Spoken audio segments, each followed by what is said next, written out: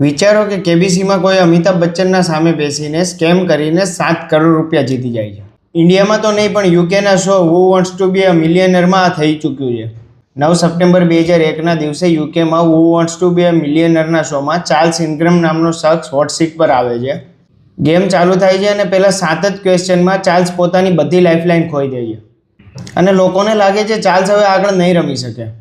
પણ સરપ્રાઇઝિંગલી આગળના જેટલા ક્વેશ્ચન આવે છે બધામાં ચાર્લ્સ અનશ્યોર હોય છે.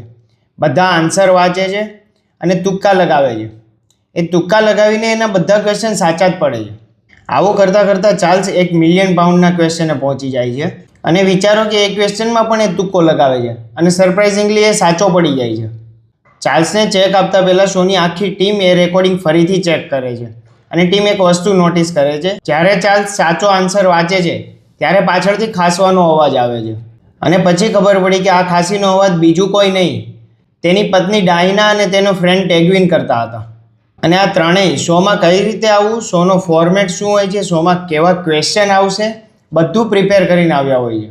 અને પછી કોર્ટ આ ત્રણેયને ગિલ્ટી ફાઇન કરે છે અને 18 મહિનાની જેલની સજા આપે છે.